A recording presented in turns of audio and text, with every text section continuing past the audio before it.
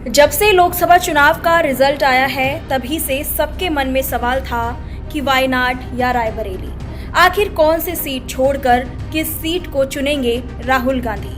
अब कांग्रेस पार्टी और राहुल गांधी ने लोगों के लिए बनी हुई इस पहेली को सुलझा दिया है। राहुल को वायनाड और रायबरेली की जनता में किसी एक को चुनना था और उन्होंने वायनाड की सीट को ही छोड़ने और रायबरेली सीट से सांसद बने रहने का फैसला किया है।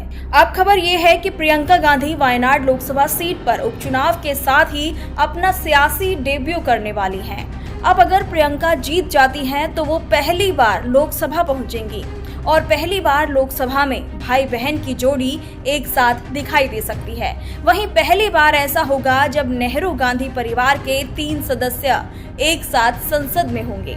बता दें कि सोनिया गांधी राज्यसभा की सदस्य हैं, जिससे पार्टी पर वंशवाद की राजनीति करने और सिर्फ एक परिवार को बढ़ावा देने के लिए आलोचनाओं का सामना करना पड़ सकता है।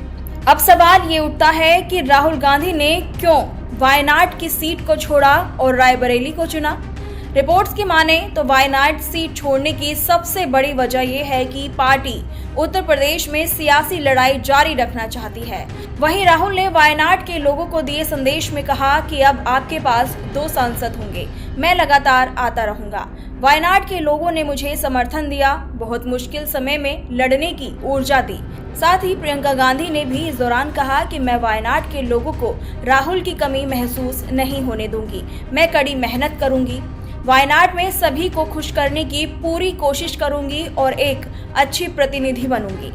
हाल ही में पूरे हुए लोकसभा चुनाव 2024 में कांग्रेस ने उत्तर प्रदेश में 6 सीटें जीतकर कुछ हद तक वापसी तो कर ली है, क्योंकि 2019 के चुनाव में रायबरेली को छोड़कर पार्टी ने सभी सीटें खो दी थी।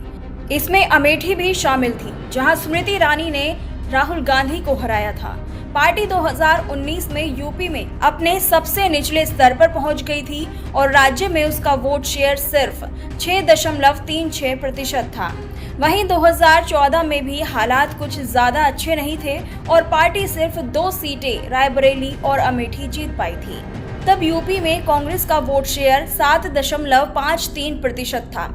हालांकि इस बार पार्टी ने सिर्फ 17 सीटों पर चुनाव लड़ा और बाकी सीटें अपने इंडिया ब्लॉक सहयोगियों के लिए छोड़ दी।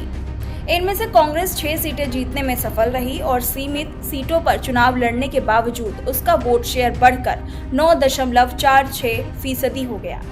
कांग्रेस पार्टी में वायनाड सीट के लिए उम्मीदवारों की कमी नहीं है। शुरू में पार्टी नेताओं को लगा कि मुरलीधरन को मैदान में उतारा जा सकता है। मुरलीधरन ने त्रिशूर लोकसभा सीट से बीजेपी के सुरेश गोपी के खिलाफ चुनाव लड़ा था, लेकिन हार गए। वहीं मुरलीधरन पिछली लोकसभा में सांसद थे, लेकिन पार्टी नेताओं को लगा कि इससे सीपीआई को आने वाले महीनों में कांग्रेस पर हमला करने का मौका मिल जाता। इसके अलावा प्रियंका भी चुनावी राजनीति में उतरने की इच्छुक थी, तो पार्टी ने प्रियंका को इस सीट से चुनावी मैदान में उतारना बेहतर समझा।